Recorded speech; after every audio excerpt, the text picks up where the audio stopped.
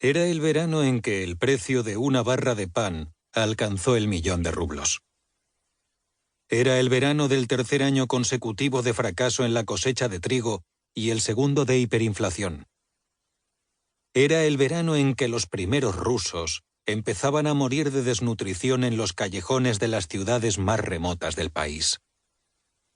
Era el verano en que el presidente se desplomó en su limusina y un viejo hombre de la limpieza robó un documento secreto. Después de aquello, nada volvería a ser igual. Era el verano de 1999. Hacía calor aquella tarde, muchísimo calor, y la bocina hubo de sonar varias veces para que el portero saliese de su garita y abriera con esfuerzo las grandes puertas de madera de la sede del gobierno. El guardaespaldas presidencial bajó su ventanilla para gritarle al hombre que espabilara, mientras el largo Mercedes 600 negro pasaba bajo la arcada y salía a Staraya Ploshet.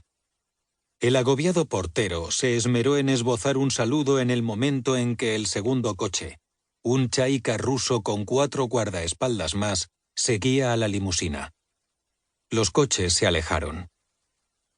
El presidente Cherkasov iba sentado a solas en el asiento posterior del Mercedes, sumido en sus pensamientos. Delante iban su chofer de la milicia y el guardaespaldas que había sido especialmente trasladado del Grupo Alfa para escoltarlo. El estado de ánimo del presidente ruso a medida que los tristes barrios periféricos de Moscú daban paso al campo era de profundo pesimismo, y no le faltaban motivos. Llevaba 3 años en el cargo tras sustituir al enfermo Boris Yeltsin, los 3 años más desgraciados de su vida, teniendo que ver cómo su país caía en la indigencia.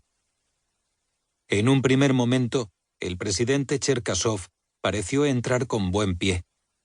Contaba con los buenos deseos de Occidente, y aún más, con sus créditos para mantener la economía rusa más o menos a flote.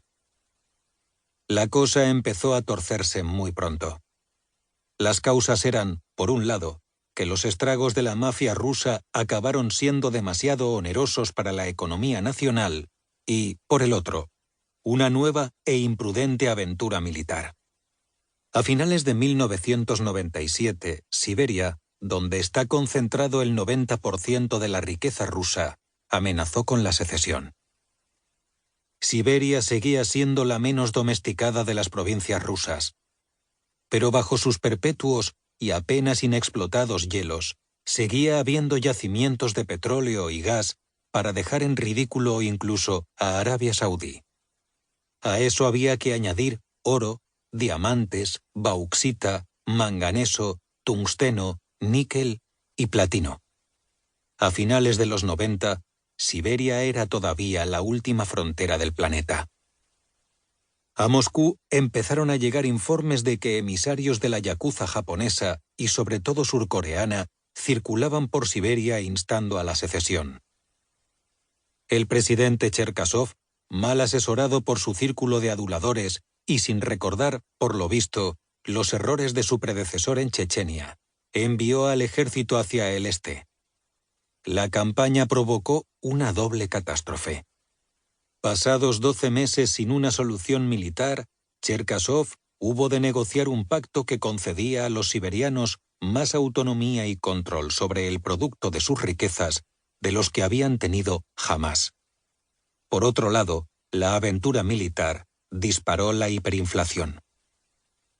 El gobierno trató de salir del aprieto imprimiendo más papel moneda. En verano de 1999, los días del dólar a 5.000 rublos habían pasado a la historia. La cosecha de trigo en la región del Kubán había fracasado 2 veces, en 1997 y 1998, y la cosecha en Siberia hubo de aplazarse hasta que se pudrió, porque los guerrilleros volaron las vías del tren. En las ciudades el precio del pan subió vertiginosamente. El presidente Cherkasov se aferraba al cargo, pero era evidente que ya no detentaba el poder.